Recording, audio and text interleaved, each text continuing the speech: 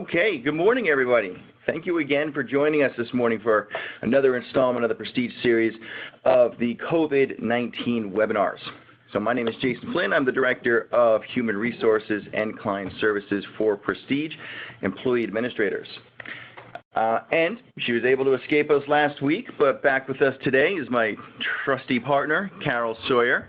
And along with me again this morning, we have Andy Lubash. And it's, again, certainly nice to have him and his insight into everything that's going on. As we've mentioned in the past, Andy has a lot of experience within the PEO industry. He's been involved with NAPIO for many years and is the current chairperson of NAPIO. So, again, the insight that he's able to bring to the table is truly fantastic and really helps to guide us in the right direction. Andy is also the principal of Prestige. So we'd also like to welcome back Seth Peretta, who is the principal at the Groom Law Group.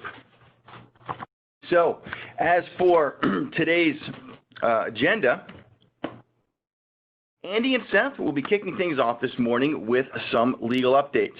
The focus today will revolve mostly around the loan forgiveness details. Seth will specifically be getting into some legislative developments as well as part 2 of the Paycheck Protection Program loan forgiveness application process that he has been guiding us on for the past few weeks. From there, I will be providing some guidance on the New York Forward program that Governor Cuomo has put in place for the state of New York.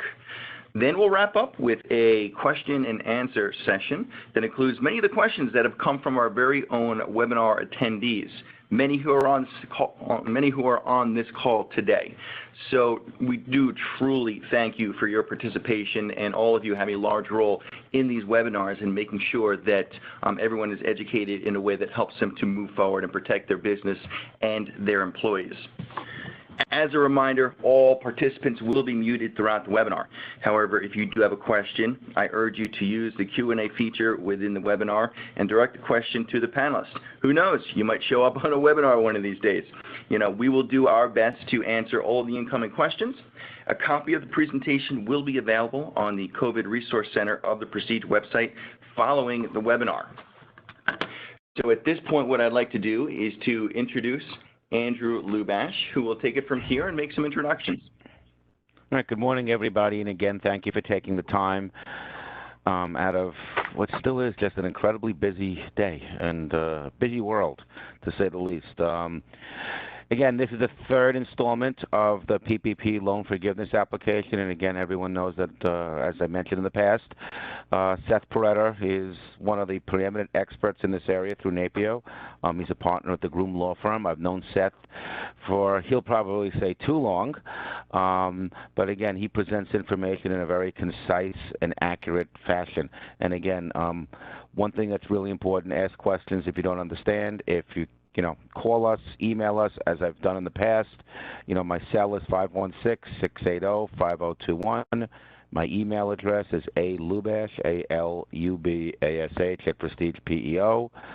My extension at Prestige is 0223. So again, if anyone has any questions or any issues, you can reach out directly to me as well. I am here. Okay. A lot has happened in the past week. Seth will go over it. Again, the never, ever, never ceases to change. We had some legislation passed through the House, changing some of the, as Seth will go through and brought up last week, because again, one of the tie-ins is Seth does see a lot of this coming, of what has changed, and pretty much what he predicted happened. Now we just need to see if the Senate votes to pass the legislation in its entirety. As we know, the HEROES Act was introduced. It was an 1,800-page legislative document that was passed by the House a few weeks ago. Probably over the next week or two, we're going to start to see something heat up on the Senate side. So again, ever-changing. And then, as Jason mentioned, we're now starting to go through some reopening. And again, that's also going to be a challenging, follow by the book, know the rules, set up policies and procedures that we're here to help you with. So again, so before I take up everybody's time, because I can, talk forever, let me turn it over to Seth, who's going to say thank you, Ernie and Andy, for the kind words. One day I'll play with you a little bit, and maybe they won't be so kind, so you don't say that. But here's Seth Peretta. Andy, thank you very much for the kind words. I really appreciate it. Happy to be with you all today. As the next slide will lay out, it's our agenda for today, which is really to focus on part 2 of our 3-part series on completing the loan forgiveness application. And for those of you who missed part 1, I'm assuming these are perhaps recorded. You might want to go back and watch part 1 because we're really going to be sort of picking up exactly where we left off last week, and sort of building on what we did in part 1 of this series as we move forward in completing the Schedule A. Next week, we'll sort of finish the process. But before we get on to the actual sort of case study continuation for this week, as Andy mentioned, there have been some significant developments involving potential federal legislation that would liberalize aspects of the Paycheck Protection Program. Last Thursday, the House passed their version of this bill. I think there's a few really important pieces to this bill that I want to walk you through them, because the expectation is that the Senate, which had created its own version, which is outlined at the bottom of this slide, the Senate may just take the House bill and vote to approve the House version of the bill. So right now, the version that passed on Thursday of last week, which is the top section of this slide, appears to be the front runner for what is likely to be passed by the Senate and signed into law by the president. A few things here, right? Remember we talked about how under the instructions and the guidance from Treasury SBA, 75% of your forgivable amount needs to be based on eligible payroll costs. Well, this bill, as passed by the House and what appears to be the front runner here, would lower that threshold to 60%. The other thing it would do is it would extend the covered period at the borrower's option from 8 to up to 24 weeks.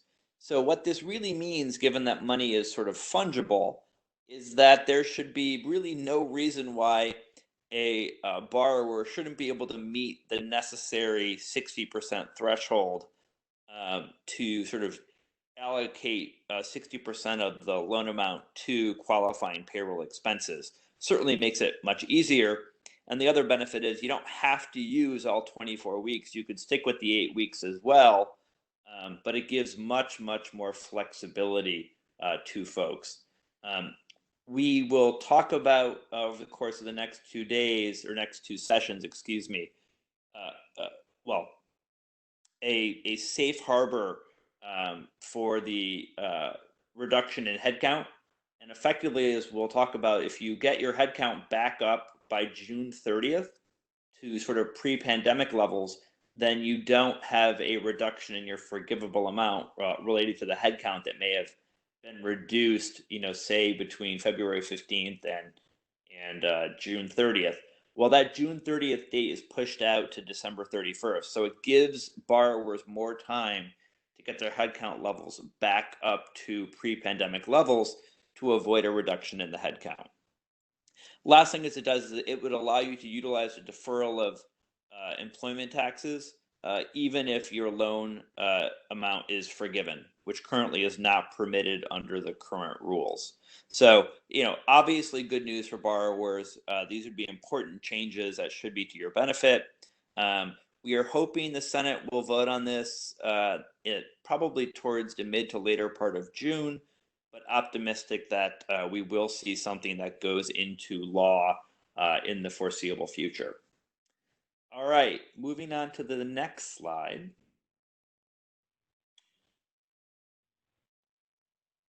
All right, so as we talked about on last week's session, there are 4 components to the application. There is the actual calculation form itself. There is the Schedule A, which is really important, and that's what we're going to spend most of our time on today talking about.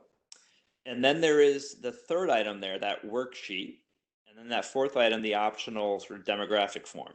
We spent all of last week's session completing the worksheet. And remember, we spent a lot of time talking about Table 1 and Table 2. And now that we've completed the worksheet, we're going to be able to move on to that Schedule A document for this session. On the next slide, this is just a bit of a reminder, right? Before you complete the Schedule A, which we're going to talk about today, you have to complete that Schedule A worksheet, which we spent a lot of time working on last week. On the next slide, just a refresher on our case study, right? Our company was called Acme Co. We have an owner-employee, Burks, in the stock, and as we talked about, because she's an owner-employee, she ends up not getting listed in either Table 1 or Table 2 of that Schedule A worksheet. The folks that we have to think about for the Table 1 and Table 2 are Paul P. Phillips, coronavirus, Fauci, Noah Schwab, and then there was Cyril Logi, who had a termination of employment right before that loan was issued on April 1st. Acme Co. received a loan amount of $90,000 on April 15th, which was their loan disbursement date. And as we talked about, because their payroll frequency was bi-weekly or semi-monthly, or more frequently, they were able to use the alternative covered payroll period, which is that 56-day period beginning on the first day of the next payroll period after the loan was disbursed. So again, just a refresher on our case study company here, Acme Co. All right, moving to the next slide, I just wanted to sort of level set us on Table 1 and Table 2 of that Schedule A worksheet. These numbers, especially the numbers in Box 1, Box 2, Box 3, Box 4, and Box 5 here, those are going to be really important as we start to complete the Schedule A. But as you remember, the only employees that ended up on Table 1 were employees who had $100,000 of compensation or less on an annualized basis in 2019. Right, and then the Table 2 folks were employees with excess of 100K of annualized comp in 2019, and that was Noah Schwab. Remember, we talked about the employee identifier being the last 4 digits of each employee's social security number. We talked about calculating their cash compensation, and then those last 2 columns in Table 1 are the 2 material ways in which your forgivable amount can be reduced because of the headcount reduction factor and because of the reduction in salary and hourly wages. So what we ended up with at the end of last week was we had, for Table 1, we had eligible cash payroll costs of $29,475 in Box 1. We had an average FTE score for those Table 1 employees of 3.3 in Box 2. And in Box 3, we had a salary and hourly wage reduction total of $1,200. Remember, that was because Fauci had a reduction in his pay that was not tied to his reduction in hours, right? It was just a general cost-cutting measure. And so in Box 3, we have $1,200. For Table 2, again, we just have Noah, but we end up with $9,230 of cash comp in Box 4. And in Box 5, we have his average FTE score of 0.5. That's because on average, he worked 20 hours per week during that alternative payroll covered period. So this data is going to be really important as we move on now to the Schedule A. So next slide here. This is the actual Schedule A document, and we're going to start completing that.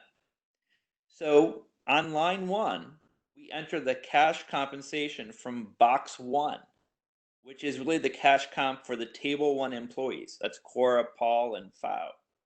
And that was $29,475, right? Taken straight from Box 1. On line 2, we enter the average FTE total that was reported in Box 2 of Table 1, right? That's the 3.3. That picks up those FTE reduction exceptions as well that we talked about last week. In line 3, you're going to report the number from Box 3 of the worksheet. That's the salary hourly wage reduction amount. As I just mentioned, that was $1,200 for Fauci, and that number is taken straight from Box 3 and reported here on line 3. This trend continues. So now on line 4 of the Schedule A, we're looking at Table 2, right? That's just Noah Schwab. And for Noah, right, we had a total cash comp of $9,230 reflected in Box 4, and we put that on line 4 of the Schedule A. Similarly, because Noah's average FTE score during the course of that alternative covered payroll period was 0.5, right? Half of a 40-hour average work week. We enter 0.5 from box 5 right here on line 5. So we're moving along. We're super duper excited that we're making progress on this Schedule A. We're just trucking along and thinking we're going to keep moving quickly. But as the next slide shows, we need to do some more calculations, unfortunately. So lines 6, 7, and 8 pertain to the non-cash comp. So non-cash comp eligible payroll costs. Basically, employer paid benefit costs and employer share of the state and local taxes on the Table 1, Table 2 employees. And so if you look at line 6, it says you put the total amount paid by the borrower for employer contributions for health insurance. Line 7 looks at employer contributions to an employee retirement plan. And line 8 looks at the amount paid by the employer for the employer's share of state and local taxes assessed on the employee comp. You'll see there in the first bullet on this slide, you only consider employer non-elective contributions towards health and retirement. This is because employee pre-tax contributions or employee after-tax contributions that came out of payroll, those are already reflected in the gross cash compensation numbers that were used to calculate the cash compensation for the Table 1, Table 2 employees. That's already listed elsewhere on Schedule A. So we're just talking about employer contributions. In terms of what qualifies as employee health insurance, that appears to us to encompass, and we don't have a lot of guidance, unfortunately. Based on other Treasury guidance in similar circumstances, we believe it encompasses major medical, dental, vision, HRA or health reimbursement arrangement, employer contributions to FSAs. That really would be like a match, probably, or maybe some seed money, but it's not going to include the employee's pre-tax contributions. We don't believe employee health insurance picks up life insurance, AD&D, accident, or employer contributions to HSAs because HSAs don't generally qualify as group health plans for purposes of the Treasury rules because HSA amounts can always be taken as cash, even though there might be a penalty assessed. For employee retirement plan contributions, this is going to focus on employer matching or non-elective contributions such as profit sharing. Employee pre-tax contributions would not be reflected here in line 7. And the last thing I want to note is that just as owner employees, self-employed persons, and general partners, right, were not listed in Tables 1 and Table 2, we do not believe, based on the instructions and the guidance to date, that non-cash compensation for owner employees, self-employed persons, and general partners gets reflected here on lines 6, 7, or 8. This is just Table 1, Table 2 employees. Additionally, as I will explain, when we get to line 9, it appears that these non-cash benefits for owner employees, self-employed persons, and general partners, i.e. line 9 persons, that those amounts are not eligible for calculation as part of the forgivable amount, which is obviously unfortunate. It's not entirely clear why that is their position, but that appears to be the case based on the instructions and the guidance to date. So now using Acme Co. as our case study, moving to the next slide here. Here is an example, and the example here really focuses on figuring out the employer contribution to healthcare, right? So we have Paul P. Phillips. He makes monthly pre-tax contributions of $600 for major medical coverage. He makes pre-tax monthly contributions for dental and vision as well, and a $100 monthly contribution to a health FSA. Now, none of those dollars get reflected. Why? Because those are all pre-tax contributions or employee contributions. Those numbers are already reflected in the gross cash comp numbers in Table 1 that are picked up elsewhere on the Schedule A. Now, let's say Acme contributes $200 towards the cost of Paul's major medical coverage.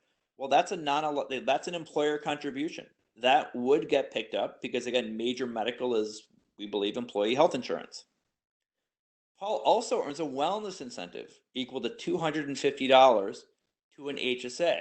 Well, if that were an HRA, that would get picked up. But as I mentioned, HSAs we don't think are encompassed right now, so that's disregarded. So we created this chart here. This is not something that you'll find in the Treasury SBA materials, and it's designed to be something that you might use yourselves for purposes of calculating the eligible non-cash payroll costs attributable to the Table 1 and the Table 2 employees. So you'll see here we have all the employees listed on Table 1 and Table 2, Paul, Cora, Fau, and Noah. And we've calculated in that third column what each of their employer contributions were towards their health care. And we've added it up and it comes to $700. And that gets reported in line 6. We also then looked at the employer contribution for retirement benefits. Again, not looking at employee pre-tax, but really employer contributions in the form of, probably profit sharing and match. That came to $440. That gets listed in line 7. Then we have for state and local tax liability, that's just that which is assessed on the eligible cash comp that was previously reported.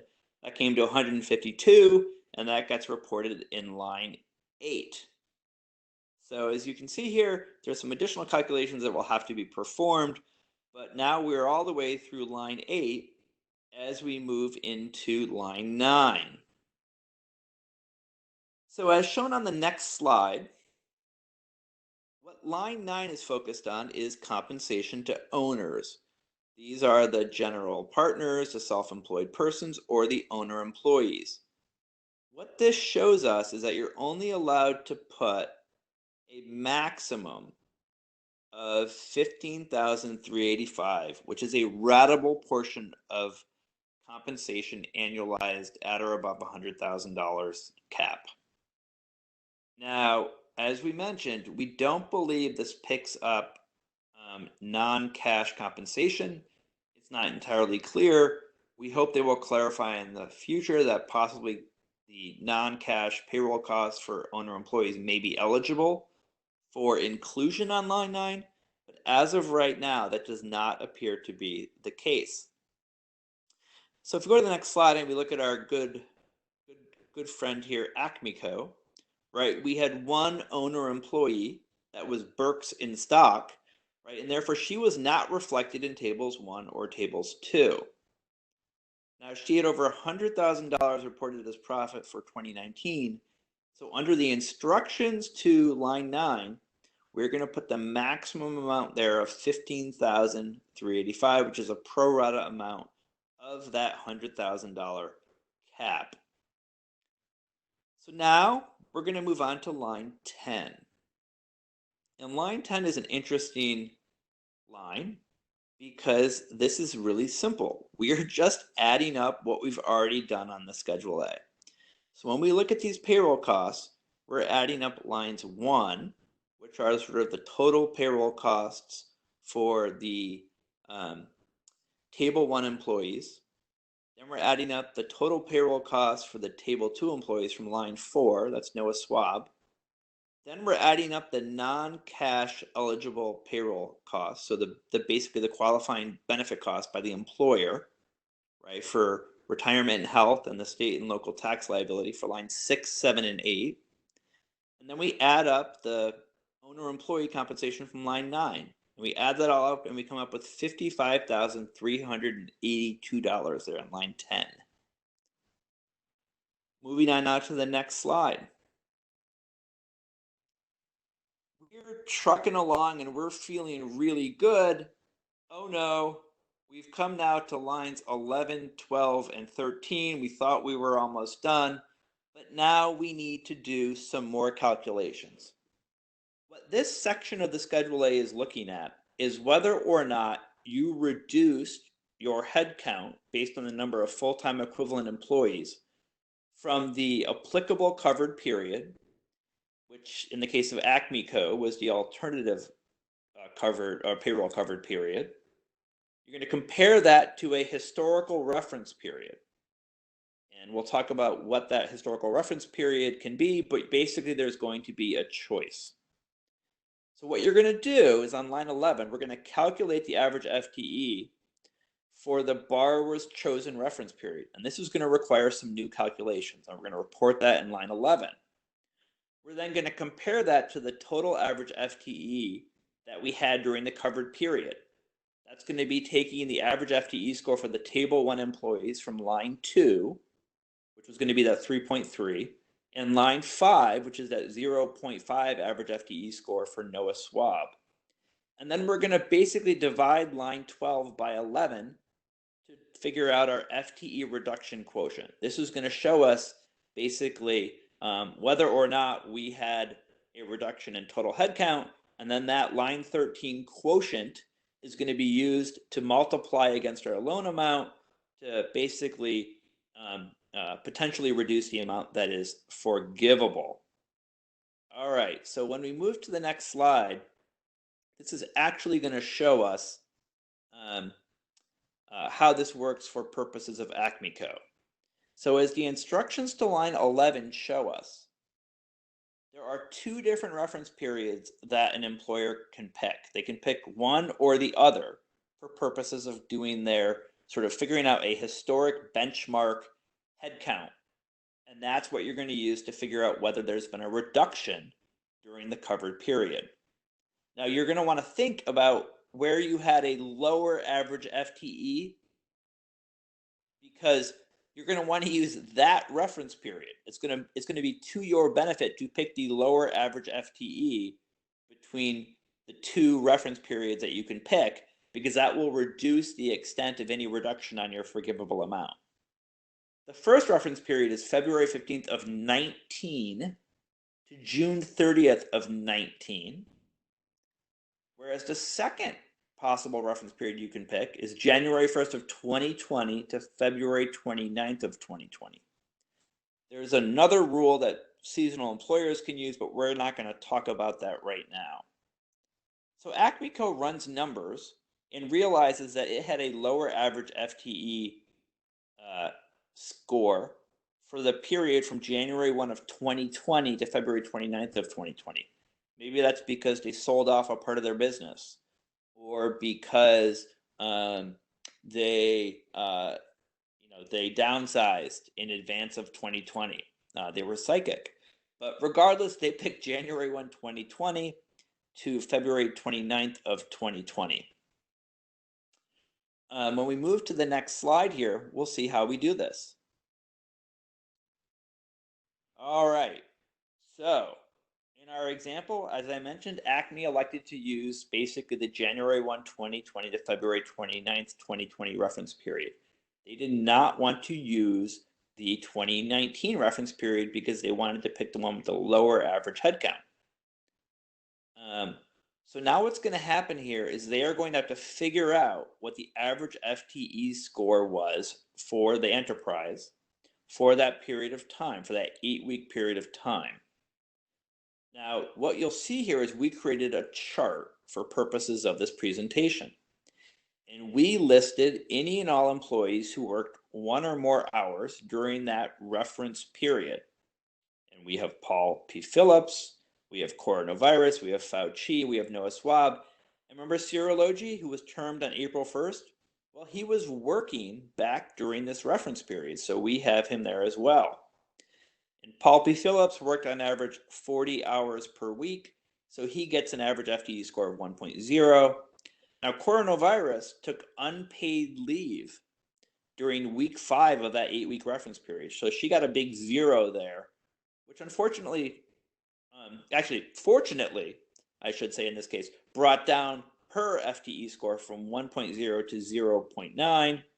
Fauci is at 0.6. Noah Schwab at 1.0, and serology at 1.0. You add those all up and you end up at 4.5. That was the average FTE score during that 8-week reference period beginning January 1 of 2020. That number 4.5 ends up in line 11 of the Schedule A. On line 12, as I mentioned, we are going to take the average FTE score for the Table 1 and the Table 2 employees. That was 3.3 and 0.5 respectively, for a total of 3.8. We then take 3.8 on line 12 and divide it by 4.5 on line 11, right? And we end up with 0.84. Well, that's because you can see our head count reduced by 0.7 from 4.5 to 3.8. And so we'd love to have an FTE reduction quotient of 1.0. That's the best you can have. But unfortunately, we end up with a 0.84. So that means our forgivable amount will be potentially reduced. One thing to keep in mind, though, is you look at the top, if you look at the red box, there is a magical sentence that says, if you have not reduced the number of employees or the average hours, paid hours of your employees between January 1 and the end of the covered period, check here, right? Well, the other thing it says is on line 13, at the end, it says, or enter 1.0 if FTE Safe Harbor is met. You're like, Seth, what's the FTE Safe Harbor? This is a get out of jail free card. And so let's talk about what the FTE Safe Harbor is on the next slide. So right now we have 0.84, but we need to figure out whether the FTE reduction or the FTE Safe Harbor has been met. If it has been met, we'll be able to put a 1.0 in there, which will help preserve or maximize our forgivable amount. So when we go to the next slide, this is the FTE Safe Harbor. And it's a really complicated sort of series of steps. And I'm not really going to walk us through these steps. They're pretty self-evident. But it will require that you perform yet again another average FTE calculation for another period of time. See, in step one, it's February 15th of 20 to April 26th of 2020. Oh my goodness, save me now. That means we have to do another set of calculations. Well, we're not going to do that. But if you wanted to try to use the safe harbor, you would have to perform that calculation as well. It means creating that chart that I just showed you, where basically you're looking at that 8-week period beginning February 15th to calculate your average FTE score. What it's basically going to do is say, if you're able to get your average FTE score back up to that amount or above by June 30th of 2020, you are able to show just a 1.0 as your quotient, which is great. Now, as I mentioned, the House passed bill from Thursday would change this step 4 to give you until the end of 2020. So you'd have a lot longer to meet that safe harbor requirement, which is great news, because if you can get a FTE reduction quotient of 1.0, it means you're not going to have a reduction in your forgivable amount based on having reduced your headcount during the pandemic. So, obviously this is another reason why you might want to wait to seek forgiveness, because if the House passed bill becomes law, you're definitely going to have more flexibility to maximize your FTE reduction quotient and minimize the reduction in your forgivable amount. All right, so moving on now to the next slide. This is basically where we are. We have completed the Schedule A. We have filled out lines 1 through lines 13. So now the good news is we'll actually be able to go and start completing the actual application to figure out our final forgivable amount. And the good news is, for those of you who are like, oh my gosh, I can't take any more numbers, the good news is that's what we're going to tackle next week. So with this having been completed, we've now completed the worksheet to the Schedule A. We've now completed the Schedule A. We have basically all the numbers we're going to need, with one material caveat, which we'll talk about next week, to complete the loan application. So moving on now to the next slide, this is the actual loan application itself. We're going to walk through each piece of this just like we did the Schedule A. And at the end of the day, you'll see at the bottom of the page these super interesting, what we're all looking at and wanting to find out. the forgiveness amount, line 11 on the application. That's what we're working towards, and we will complete this application next week as part 3 of the 3-part series. So moving now to the last slide. This is just an inspirational quote to keep us moving forward. To err is human, but to forgive divine.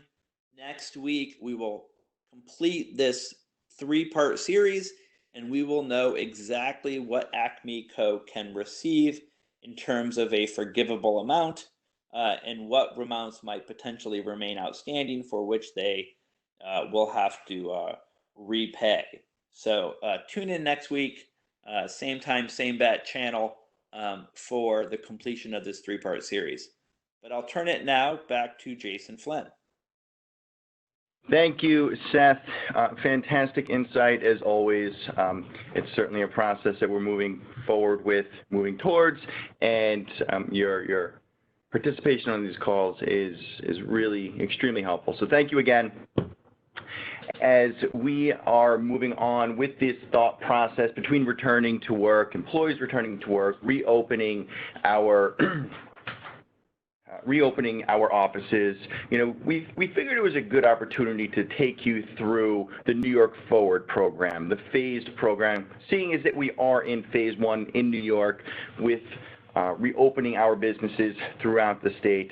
But as you know, or may not know, which is why you're here, the New York Forward program is Governor Cuomo's plan to reopen New York State, which focuses on getting people back to work and easing that social isolation, truly without triggering a renewed spread of the virus as we move forward. And that's the concern, and all these precautions that we put in place, and there are quite a few, is all going to get us to that place. So again, as you may or may not be aware, businesses in New York are set to finally reopen, and we'll break out the reopening of New York's 10 regions over the course of 4 separate phases. As I mentioned, we are currently in phase 1. Reopening refers to non-essential businesses and business activities. Essential businesses and business activities that are currently open will remain open. Now, I do caution you, I'd love to come in to these webinars and say, with definitive answers, this is where we are, this is where we're going to go, and this is what we need to achieve. But things are so fluid with this reopening, and with good reason.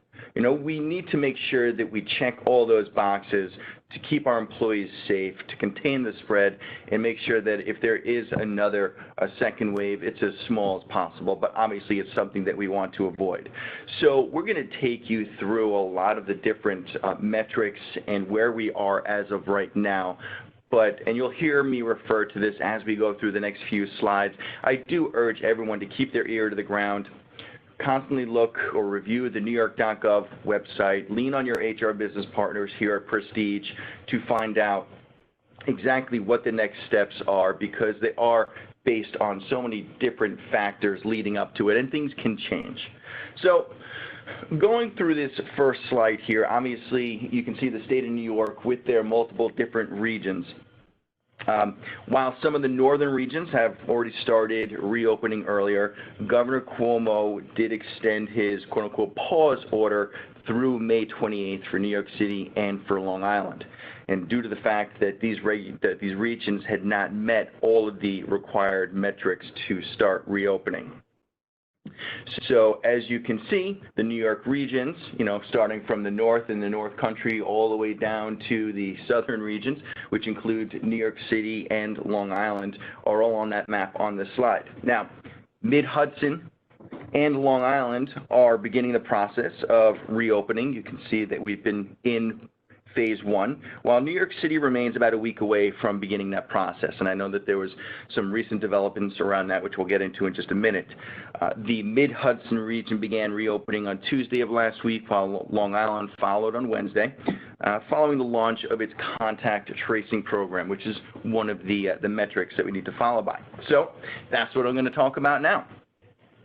What are the requirements that each New York region must meet to begin the reopening process? In order to reopen, the New York regions must first meet or continue to meet a variety of criteria, including 7 health-related benchmarks. The benchmarks require meeting certain numbers or percentages regarding infection, death and hospitalization rates, healthcare system capacity, and, as I mentioned earlier, the test and trace capacity. As of June 2nd, all New York regions, with the exception of New York City, have met those metrics. New York City currently sits at 5 out of 7 of those metrics. One they're expected to pass, the other one they are at 29% when they need to be at 30. So they're just about there. And recently Governor Cuomo mentioned that he expected the city to meet those benchmarks and start reopening by June 8th. So we are all headed on a positive upward trajectory with respect to that. So let's get into the actual phases over these next couple of slides here. As discussed, eligibility for reopening will be determined by health metrics for each region. Now, and this will happen again over 4 phases. Phase 1 includes 9 regions, excluding, again, only New York City because they hadn't met the metrics yet. This phase will allow construction, manufacturing, wholesale supply chain businesses to reopen, as well as many retailers for curbside pickup, in-store pickup, or drop-off. Many non-essential retail businesses throughout the state were already offering curbside pickup ahead of the reopening, but not all. So naturally, that's going to be extended for all. After 2 weeks, the state and regional officials will evaluate the outcomes of reopening and decide whether or not the region can move on to the next phase. So it's important, again, to constantly educate yourselves through the New York State website or through Prestige to find out where each region falls, because if they start falling behind and not meeting those metrics moving forward, things can change. Now, phase 2, as you can see right under phase 1, will allow a wider range of businesses to reopen. This is what we're moving towards very quickly. This includes storefront retailers and businesses in the professional services, finance and insurance, administrative support, and real estate and rental leasing industries. At this point, per the governor's executive orders, the businesses that will remain closed are malls, dine-in theaters, restaurant services, large gathering, event venues, gyms, unfortunately, because that's one place I'm looking forward, sort of, to go back to, movie theaters, gaming facilities, and public places of amusement. And then these include such things like water parks, bowling alleys, zoos, fairs, certainly a lot of these things that are mostly utilized over the summer. So timing could be great as we start to reopen, but this is when those businesses are really going to start feeling the pain. So, we're all hoping and praying that everything continues to move forward. Again, there's a complete list on the NewYork.gov website, so I urge you to look there as well. So wrapping up for the future, right? We're moving towards phase 3 and phase 4. Phase 3 is going to focus on the hospitality industry, allowing restaurants and other food service businesses to reopen for dine-in service, as well as hotels, which is already considered essential business and are allowed to serve overnight guests. But this phase will likely mean that they'll be able to reopen their restaurants, their dine-in services, spas, and gyms. And then as we go to the final phase, which is phase 4, this will allow schools and arts and entertainment and other recreational businesses to reopen. This includes theaters, movie theaters, and other entertainment venues, as well as museums and artistic solutions. So no matter what, the schools are going to remain closed in the state for the remainder of their current academic year. This we know. We also know Broadway is closed down through the end of the year. So, there are certain businesses or industries that can kind of create their own rules based on what they're looking at. But what we're going through here are the actual rules. So a couple of things to note as we wrap up the 4 phases in the New York Forward Plan. Again, small gatherings are, once again considered or allowed statewide in groups of 10 people or less. With respect to enforcing the requirements, the details of that enforcement do remain unclear at this point. Local governments are going to be expected to be responsible for having their businesses follow the rules. So it's important to note that there are still businesses and services that do not have set dates for their return. So again, just to remind everybody, continue to monitor the New York State website and the Prestige Weekly communications for any updated information that does come into light. So that wraps up the 4 phases. What I'd like to go into now, as I mentioned earlier on in the webinar, is for Carol and I to go through a question and answer period here. Again, these are pertinent questions and answers that we find are relevant to the guidance that employers are currently looking for. And as mentioned, a lot of these questions come from our very own attendees and clients, so they're certainly relevant to what everybody's doing here on the call. And as mentioned, you may end up on the call one of these days in one of your questions. So please send those questions through to us. It helps us to educate not only you as well as the rest of the clients and anyone else on these webinars. And then before we get started, I just want to point out to all of you who have been listening, I am the one who has been typing the answers in the chat bar, which I'm now going to stop doing. If you hang on for a little bit after we're finished speaking, I will try and answer a few more of those questions. We do download that list and then try and get back to you, but as of this point, there will be no more answers in that chat bar. Go ahead, Jason. Yes, no, thank you, Carol. We do have a few people furiously typing away, Carol being, a large one, so we do appreciate that as you guys were able to get these answers immediately throughout the webinar, and we enjoy doing that. We want to continue to do that. So with that said, though, we are going to take Carol away from her computer and answer some questions for us. So let's start off with question number 1. If company A received a $1.9 million loan and related company B received a $200,000 loan, would the automatic audit be eliminated if company B paid back the loan in full right away? The answer to this is no.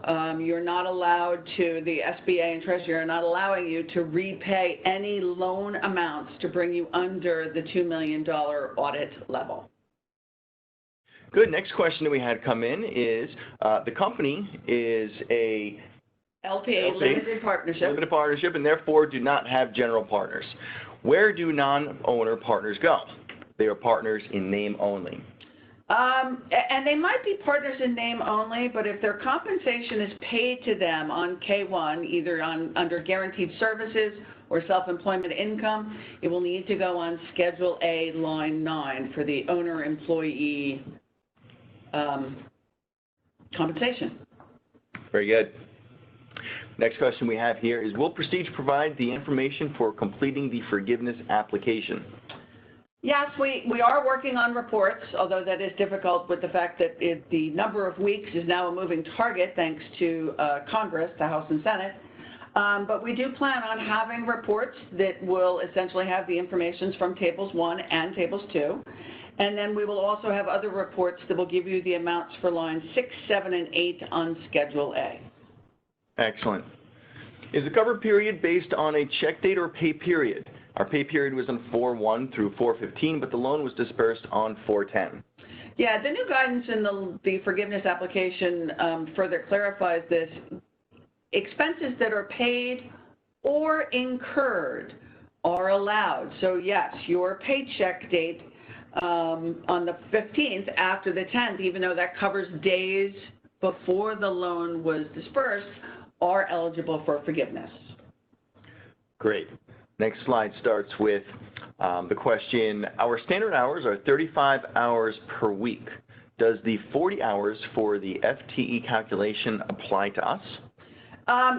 It does. At this point, we will be counting those people as a 1 FTE because that is a full-time employee working all of their hours.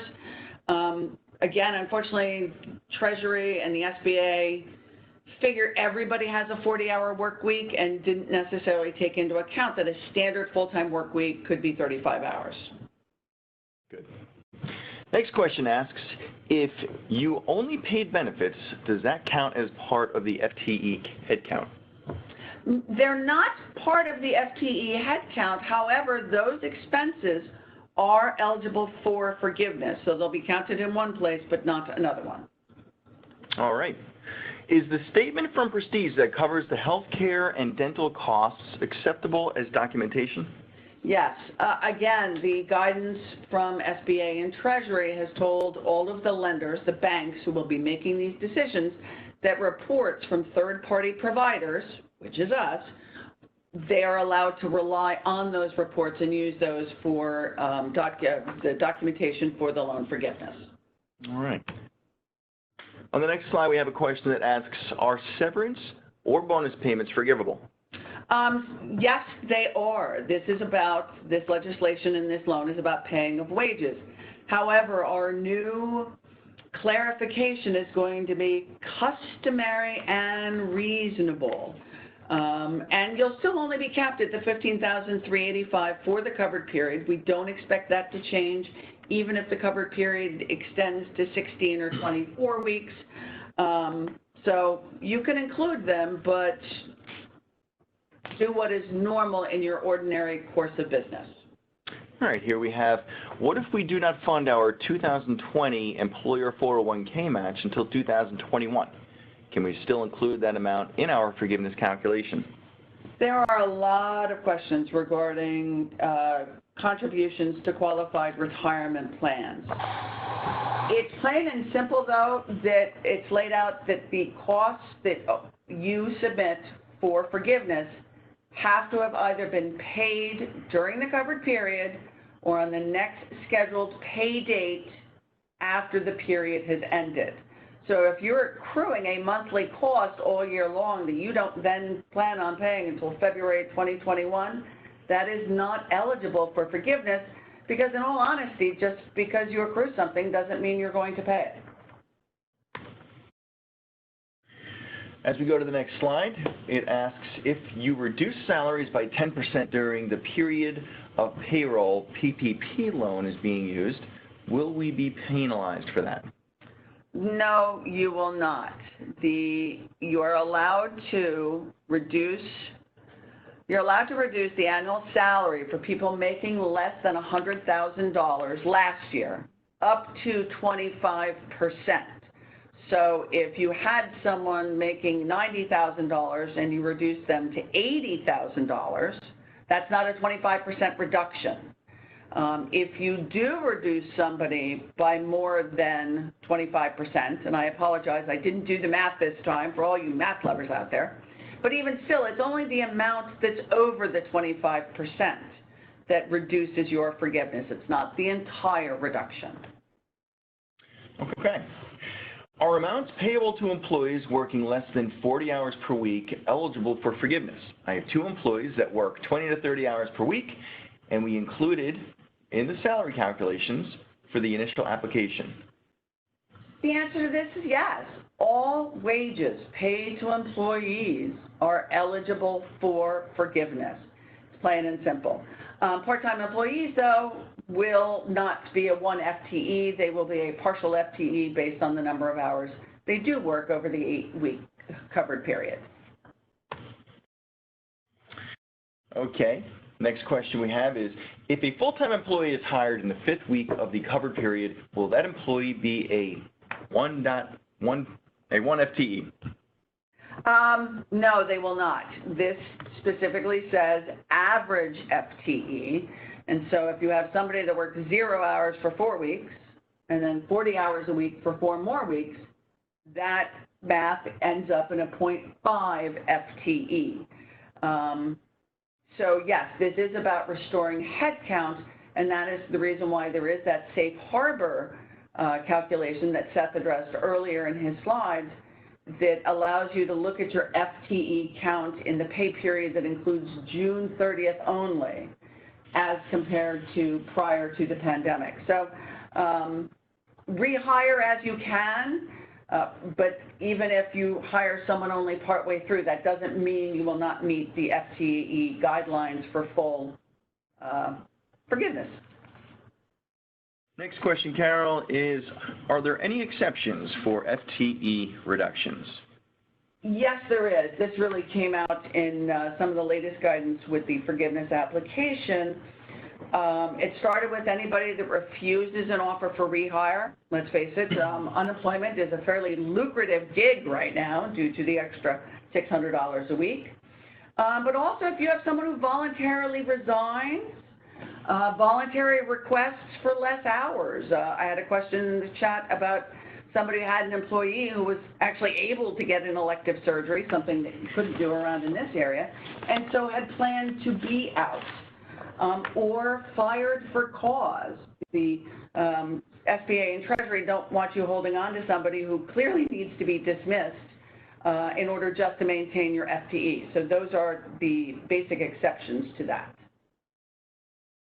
All right, next couple questions that we have here for you, Carol. Can we pay rent in advance and have it included in the 8-week as paid? For instance, paid July rent before 8-week ends on 6/15. I'm going to fall back on again, customary and reasonable. If you normally pay rent at this time, absolutely it included. I think with an 8-week covered period, with the exception of some loan beginning dates of just some certain dates at the very beginning of May, you're still going to be able to have 2 rent payments paid in the normal course of business included in your eligible forgiveness application as being paid or incurred. The other thing is, too, is with the incurred, you don't necessarily need to fund it in advance because you will be able to prorate it. You pay, well, the June rent's over there. Anyway, I digress. So reasonable and customary is the rule. Please do not try and push expenses into this period that you wouldn't normally pay. Okay, Carol, the next question asks, what is the actual deadline to submit forgiveness application? Well, people, that question obviously came in before this new legislation happened, and so that's a moving target. As of right now, there is no deadline. There is an expiration date on the forgiveness application of 10/31/20. Given the current guidelines of only an 8-week covered period, that is perfectly doable. But there's nothing in the legislation that says when you have to submit this application. It's been the general advice, please take your time. First of all, we do have the outside legislation happening, but even outside of that, take your time. There is no rush to submit that application. But I could have a completely different answer for you next Wednesday after some legislation is passed. We will have to wait and see. Yeah, we talk about this a lot. Everything remains so fluid, and it has since the beginning. We get answers, they change the answers, they update the answers, and then they change the questions. So this is what we're doing. You know, that wraps up our FAQ for the webinar today. But again, this is what we do. We wanted to provide everything as they are updated, provide you with insight from insiders within the industry, and really help guide you back to a place of normalcy, whatever that might mean in the future. But please continue to hop on these webinars and submit your questions. So today's presentation it actually is already posted on our COVID-19 Resource Center located on the Prestige PEO website within the COVID Resource Center. Again, there'll be a weekly COVID-19 email update that we typically deploy later in the week. That is currently being finalized and will be sent out to everybody. And please stay tuned for next week's webinar where Seth will go through part 3 of this solution. So just to wrap things up as I normally do, please lean on your support within Prestige, your HR business partners, payroll benefits, compliance, runs the gamut of support. This is what we're here for. We're here to help guide you through this process in any way possible. So lean on us, reach out to us, go to the mobile app, Prestige Co, to be connected directly to your dedicated support teams. And as always, our resource center within prestigepeo.com is constantly updated with all of this content. Thank you so much for joining us this morning, and we hope to see you next Wednesday.